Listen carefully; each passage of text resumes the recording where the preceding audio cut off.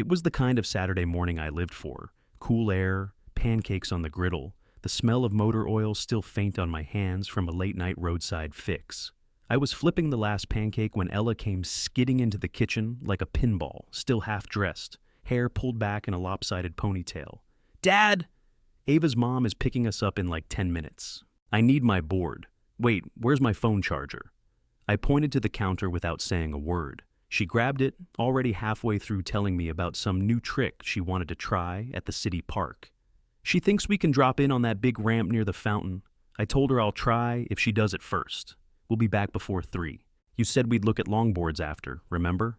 "Slow down," I said, trying not to laugh. "Helmet? Check. Knee pads? Check. Phone fully charged?" She held it up with a grin and did a little spin like she was modeling safety gear. I made her go through the checklist again, like I always did. She rolled her eyes the whole time, but humored me. I walked her out to the driveway as Ava's mom pulled up in that beat-up Subaru, with a pink sticker that said, "Skate like a girl." Ella tossed her board in the back seat and gave me a quick side hug, already shifting her focus to whatever preteen adrenaline rush awaited. "Love you, Dad. Love you more," I said. Then she was gone, the taillights fading down the street. I stood there for a minute, coffee mug in hand, listening to the quiet. Quick note, before we keep going, tell us where you're watching from today. My name's Ray Collins. I'm 56, a widowed dad living in a 2-bedroom place just outside Eugene, Oregon. I run a mobile mechanic business out of my old Chevy van. It's patchy work, but it pays enough. Saturdays were our reset button. Pancakes, dad jokes, online window shopping for gear she couldn't afford yet. That morning, I planned on changing the oil in the van and maybe mowing the lawn, just a normal day. At 10:42 a.m., my phone rang. Unknown number. "Hello? Mr. Collins?" A woman's voice, calm but clipped. "I'm calling from Eugene General Hospital." My heart dropped. "Your daughter, Ella Collins, was struck by a vehicle while skating," she said. "She's being rushed into emergency surgery." I didn't speak. Couldn't. I don't remember getting in the van. Don't remember the drive. I parked like a maniac out front, half on the curb, engine still running. I ran inside, yelling her name at the front desk. A nurse led me into a quiet room with too many chairs and no windows. The trauma doctor came in, straight to the point. Brain swelling, internal bleeding, broken leg, bruised lungs. "We've induced a coma," he said. "She's critical." The next 24 hours are everything I couldn't move. My fingers locked around the chair arm like I might fall off the edge of the damn planet. The room felt too quiet, even with all the machines going, pumping, beeping, hissing. Ella looked like she'd been dragged through hell. Half her face was swollen, a bruise blooming down her neck, tubes in her mouth, wires across her chest, monitors tracking every breath and heartbeat. I moved to her bedside and held her hand. It was cold, soft, still. I leaned in and started talking. I didn't know what else to do. "Remember when you tried to jump the porch stairs on your scooter? Said you were a stunt double, like in those Marvel movies." I gave a weak laugh. Scared the crap out of me. A nurse walked in, late 30s maybe, blonde ponytail, kind eyes, but no sugarcoating in her voice. "I'm Pam. I'm on nights this week. You her dad?" "Yeah." She set a cup of coffee on the tray. "Talk to her. They sometimes hear you. Keeps them tethered." I nodded, took the coffee but didn't drink it. I kept whispering, stupid little memories. The time we burned the pancakes but ate 'em anyway. Her begging me to let her wear mismatched socks to 3rd grade. The way she used to call the van the Beast. Sometime after 1, my phone buzzed. It was my brother Dean. "I'm on the road," he said. "Leaving Bend now. I'll be there in 3 hours, 4 max. Thanks." My voice cracked. He paused. "Has Mom called?" "Nope." "Figures. My ex-wife's parents called around 2. They were crying." "Do you want us to come down?" her father asked. "Not yet," I said. "Let's wait and see what the doctor says in the morning." They said, "Okay." They loved Ella, but they were older now. I didn't want them making the trip unless it was necessary. Around 3, the surgeon walked in, looked tired but calm. We stopped the internal bleeding, stabilized her leg. The brain swelling's still serious, but we're watching it closely. I waited for a number, a percentage, a guarantee. He didn't give one. We'll know more tomorrow. Try to get some rest. Not happening. Pam brought in a recliner. It leans back. Better than that chair I didn't move. I'll bring you a blanket, she said. Appreciate it. Time slowed to a crawl. I watched the monitor like it was a lifeline. Every little dip made my chest seize. Every beep was a heartbeat I couldn't afford to lose. At one point, I leaned back, just to stretch, and saw a smudge of dried pancake batter still on my jeans. I lost it. I buried my face in my hands and sobbed, not loud, just broken. Pam came in and didn't say a word, just handed me tissues and stood by the door until I got it together. Can I ask you something? I said. Of course. You see a lot of this? Too much. You ever see him come back from it? She didn't lie. Sometimes. Not always. But she's young, strong. I nodded. She's tougher than me. Most daughters are. I stayed right there, holding Ella's hand, listening to the machines like they were speaking some language only grief understood. I prayed. I begged. I didn't care who was listening. Just don't take her. Let me stay in this chair for a week, a month, a year, whatever it takes. Pam popped back in before ending her shift to check her stats. She looked at me, eyes tired but steady. You're still here? And she walked out, leaving me in that quiet room with my daughter, the beeping and the weight of every second I couldn't protect her. The sun had started to come up when Dean finally arrived. He walked in with 2 coffees, handed me one, and sat down without a word. Just looked at Ella, then back at me. She's a fighter, he said quietly. I nodded. My voice was shot. We sat like that for hours. Nurses came and went. Pam checked her vitals, adjusted machines, gave me the same calm updates. Ella didn't move, not even a twitch. By day 3, I'd showered once, slept maybe an hour total. My mother still hadn't reached out to me directly, not a text, not a call. Didn't surprise me. But it still burned. My mom, Patricia, always treated life like a company memo. Cold, efficient, no wasted emotion. She ran our house like it was her personal office. Rules taped to the fridge, schedules posted like shift rotations. Keith, my younger brother, was the golden boy.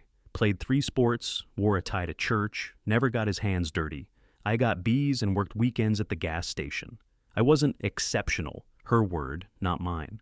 Why can't you be more like Keith, she'd say, over and over. When I told her I was marrying Jamie, she sniffed like I'd told her I was moving into a trailer, called her small-town baggage, said I was throwing away potential. Jamie passed from cancer 7 years ago. My mom skipped the funeral. Those things are emotionally chaotic, she'd said in an email. Sent Ella a birthday check the next week like nothing happened. Still, when Ella ended up in ICU, part of me thought maybe this would be different. Maybe she'd walk through that door stiff as ever, holding some awkward grocery store balloon. Instead, around noon, my phone buzzed. Ray, she said, like we'd spoken yesterday. Keith's birthday party is tomorrow. Don't forget. You're bringing the smoker. I stared at the wall for a second, thought I misheard. Mom, Ella's in the ICU. She still hasn't woken up. I know. You told Dean. But the doctors are doing their jobs, aren't they? Keith's kids are expecting barbecue. You promised. My hand clenched the phone so tight it popped. I didn't yell, didn't cuss. I just ended the call. Something cracked open in my chest, clean and hard. All those years of second place, the little jabs, the silence when I needed her most. I opened my texts, typed 2 words, don't call. Then I shut my phone off. Dean looked over. Everything all right? Not anymore. And that's fine. He didn't press, just nodded like he understood. That night, Pam came by with another blanket. She's stable. No changes yet, but no setbacks either. Thanks. You look like you could knock out a horse with a glance right now, she said, cracking a little smile. Family stuff. Want to talk about it? Not really. She nodded, professional but kind. We'll keep watching her. You just stay put. I'm not going anywhere. After she left, I sat back down and looked at Ella's face. The bruising had faded a little. Her chest still rose and fell steady with the machine. I reached over and took her hand again. If she ever asked why her grandmother disappeared, I'd tell her the truth. Some people just care more about control than love, but not us. Not anymore. Pam came in just after 10. She saw my face and didn't say anything at first. Just handed me a damp cloth and rested her hand on my shoulder for a second before going to check the monitors. I blinked fast, but the tears still came. She handed me tissues. "You okay?" "No," I said, wiping my eyes with the back of my hand. "But I'm not leaving her." "I didn't think you would." When she stepped out, I looked at the girl in that bed and thought about all the strings that had ever been attached to us. Mostly one, my mother's money. She'd started that college fund when Ella was born. Called it an investment in the future. She made sure to remind me every chance she got. "Don't screw this up for her, Ray," she'd say. "That money's her ticket out of your lifestyle." What she meant was, away from me. I didn't touch a cent of it. Not when Jamie got sick, not when the roof leaked, not when Ella outgrew her clothes faster than I could fix cars. It was never help. It was a leash. Even Ella knew it. One night last year, we were eating frozen pizza on the couch, and she just said it, totally out of the blue. "Grandma says we'd have a nicer house if you didn't work on engines all day." I looked at her and said, "Maybe. But then I wouldn't be around to eat pizza with you on a Tuesday night." She smiled and went back to her slice. That memory hit me like a sucker punch as I sat there listening to machines do what her body couldn't. I leaned over and brushed her hair back. "We have what matters, baby. Always have." The door opened around midnight. Dean stepped in, quiet as ever. He'd gone to crash for a few hours, holding a bag of vending machine snacks and a wrinkled hoodie. "She's still the same?" he asked. I nodded. He sank into the chair next to me and tore open a granola bar. We didn't talk for a while. Then he said, "You were right to cut her off." I didn't answer at first, just kept my eyes on Ella. "She didn't even ask how she was doing," I said. "Didn't even fake it." Dean shook his head. "She never will. Not unless it's on her terms." "I don't care anymore," I said. "Good." He leaned back and sighed. "You remember that time in high school when she grounded you for skipping a math test to take me to the ER? Yeah. She called me irresponsible. You were 17. I had a dislocated shoulder. What were you supposed to do? Leave me at school?" "That's when I knew," I said. "She didn't care about the people, just the plan." Dean tossed the wrapper in the trash. "Well, her plan's screwed now. You've got a kid in ICU and no time for birthday parties." "Exactly." We both looked at Ella again. The bruises, the tubes, her hair matted from the bandages. "She's gonna make it," Dean said, voice low. "I know." I said it like I believed it, even if I wasn't sure yet. But I meant what I told her. We had what mattered. Not money, not approval, not control. Just this, showing up and not leaving, no matter what. Morning light was starting to seep through the slats in the blinds when Dr. Larson walked in. Clipboard in hand, same tired eyes behind his glasses, but there was something different in his voice this time. "The brain swelling's come down. We're starting to reduce sedation." My heart stopped. He looked straight at me. "It could take hours. Might be subtle at first, eye movement, finger twitch. Just watch her." I nodded, too choked up to answer. He left, and I slid my chair close, gripping Ella's hand like a lifeline. Her fingers were thin, cool, but not limp like before. I kept staring at her face, the tiny muscles near her eyelids, waiting for anything. 5 minutes passed, then 10. I whispered to her, like always. "Hey, kiddo, the doctor says it's time to wake up. You've got a park to conquer, remember?" Then, barely there, I felt it. The smallest twitch in her fingers. My heart jumped. "Ella?" Her eyelids fluttered, slow at first. Then they blinked open, just enough to see her pupils moving, searching, confused. "Oh my God!" I said, standing so fast the chair screeched backward. "She's awake! She's opening her eyes!" Pam ran in, hit the call button, then stepped to the side, letting the doctor take over. I leaned down, my face right in front of hers. "Ella, it's me. It's Dad. You're okay. I've got you." She blinked again, still hazy, unfocused. But then I felt it. Her fingers tightened around mine, weak but real. I held back a sob and kissed her forehead, careful not to bump any tubes. Dr. Larson checked her vitals and gave a small nod. "It's a good sign. We're not out of the woods, but this is what we needed to see." Pam was crying behind him. So was I. Then, Because life's got the timing of a bad sitcom, the door opened. Turns out they had finally decided to come after all. And in walked my mom and Keith. Keith had a bundle of balloons in one hand. My mom was holding a card in a gift bag, wearing that stiff little smile she saved for church socials and real estate mixers. "Oh," she said, looking annoyed. "We tried calling. Your phone must be off. You didn't come to Keith's dinner?" I stood up fast, stepped into the hallway, and shut the door behind me. "You need to leave." Now, my mom's eyebrows shot up. "Excuse me?" She just woke up. She's barely hanging on. "You think I care about Keith's party?" "We brought her gifts," she snapped. "You're being dramatic." I let out a bitter laugh. Dramatic? She almost died. "And you were worried about pulled pork and party hats." Keith shifted, eyes on the floor. "You're just emotional, Ray." "Damn right I am." "You get 5 minutes, one at a time, no lectures, no guilt trips, no fake crap. Or you're out for good. I mean it." My mom looked like she might argue. Then she saw something in my face and thought better of it. "Fine," she said, brushing imaginary dust off her sweater. "I'll go first." I opened the door and followed her in like a watchdog. She walked up to Ella's bedside, voice switching to that fake sweet tone she used for polite company. "There's my little star." "Grandma's here." Ella blinked at her, dazed. Her hand gripped mine tighter. She didn't say anything, couldn't yet, but her eyes tracked my mom like she knew exactly who she was dealing with. My mom touched her leg gently, posed for the moment like she was being photographed, then leaned over and whispered something I couldn't catch. I stepped in. "Time's up."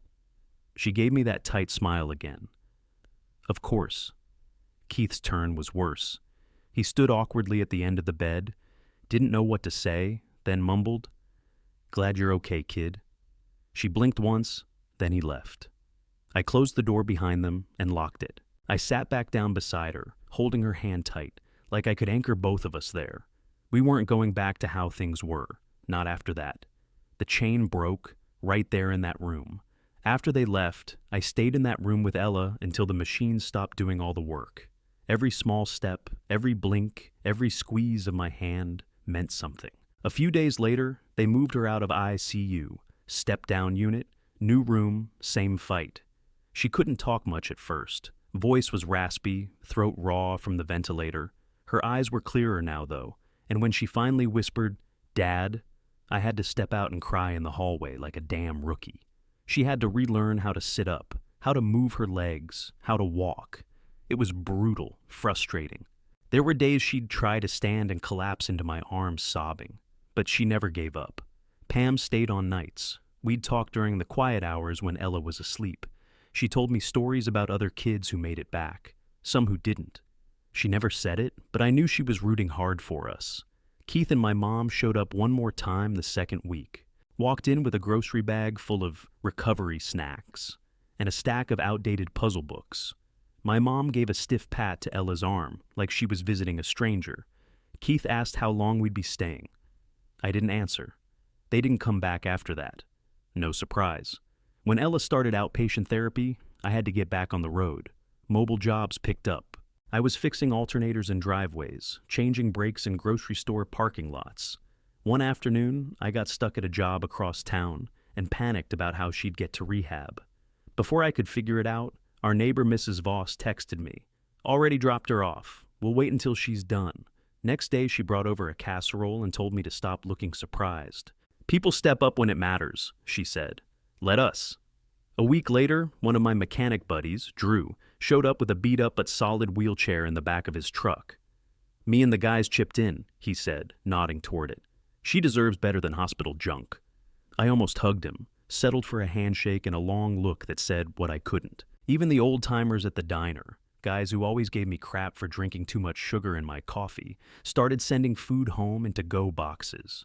"On the house," the cook said one night. "Tell your girl we're pulling for her." It was like the whole town closed ranks around us, no questions asked. We were broke, tired, scrambling to keep up. But we weren't alone, not anymore. The people who mattered were the ones showing up, not out of guilt, not for control, just because they cared. And that kind of support, it was worth more than any trust fund. By mid-June, Ella was moving like nothing had ever happened. No more wheelchair, no more walker, just a slight limp that barely showed when she picked up speed. She still got tired fast, still had headaches sometimes, but the fire was back in her eyes. 8th grade orientation landed on a perfect blue sky Friday. She walked into the building under her own power, chin up, hair curled just the way she liked it. I stood by the doors, watching her laugh with Ava like it was any other year. Later that weekend, her friends threw her a "you survived" picnic at Hendricks Park. I manned the grill like I always did. Hot dogs, burgers, the usual. Ava's mom brought a cooler full of root beer and soda. Ava showed up with a box of cupcakes, chocolate frosting, rainbow sprinkles, glittery Survivor toothpick flags stuck in the tops. Ella grinned from ear to ear. While she was off playing cards at one of the picnic tables, I checked my phone. One new email, no subject line, just 5 words. Hope she's better. Keith, no call, no visit, nothing more. A few days later, Dean called while I was under the van replacing a fuel pump. "Just a heads up," he said. "Mom pulled you and Ella from the trust." I slid out on the creeper and wiped the grease off my hands. "She tell you why?" "She said you disrespected the family," I laughed, loud and bitter. "Nah, I just stopped being quiet." Dean didn't argue, just said, "I figured." That night, after Ella went to bed, I pulled out the last of the old Snap-on tools I'd been hoarding for years. Stuff I didn't use anymore, but could still bring in cash. Sold most of it to a shop out in Springfield. Picked up every job I could. Oil changes, tire swaps, busted transmissions, house calls. If someone had a car problem, I was there. We didn't have savings. The hospital bills weren't done, but we weren't broken, not even close. Because the people who stayed, the people who showed up, that was family now. Pam still texted for updates every week. The guys at the diner kept slipping us free meals. Our neighbor Mrs. Voss dropped off groceries when she accidentally overbought. We weren't drowning. We were held up by folks who actually gave a damn. One night, Ella and I sat out on the porch, wrapped in a blanket, watching the sun go down behind the tall pines. She leaned her head on my shoulder, quiet for a long stretch. Then she asked, "Do you think Grandma will ever change?" I took a breath. "Some people don't." She nodded slowly. "But we don't owe anyone our peace, right?" "Right." She leaned a little closer. "Thanks for staying, Dad." I didn't say a word, just pulled her in tighter and held her like I wasn't letting go. Because I wasn't. Ella turned 14 on a Sunday. The sky was clear, the grill was hot, and our backyard smelled like charcoal and buttered corn. She wore a red flannel shirt over jean shorts, her hair braided down one side, laughing so hard with Ava, I thought she might fall out of the folding chair. It wasn't the polite kind of laugh people fake for company. It was belly deep, wide open, can't breathe kind of joy. I stood by the grill with a pair of tongs, watching her like I was seeing sunlight for the first time.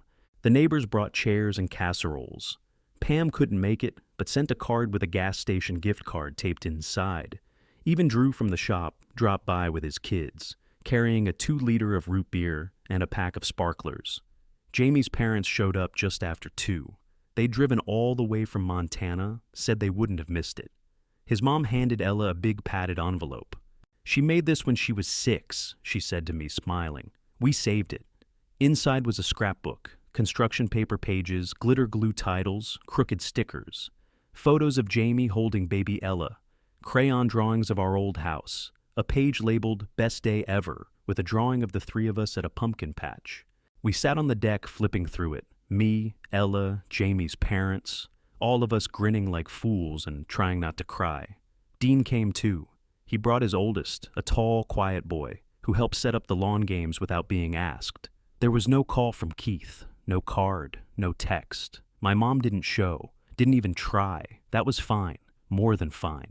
I dusted off my old Canon and spent the afternoon taking photos. Not posed, not fancy, just little moments, Ella squinting into the sun, Ava sneaking frosting from the cupcakes, Dean laughing with a burger in one hand. We lit the sparklers after dark. Ella danced around the yard with Ava, spinning until they collapsed in the grass, breathless and happy. Later, when the last guest left and the dishes were done, we sat on the porch again. Same blanket, same chairs, Ella leaned her head on my shoulder and said, "This feels like home again." I nodded. "Because it is." We didn't have money in the bank. We didn't have a safety net. But we also didn't have judgment, guilt, or silence hanging over us anymore. What we had now, we built it, me and her. It wasn't perfect, but it was ours. And I'll tell you this much. When life hit hardest, I didn't run. I stayed. And in staying, we found something better than safety. We found freedom.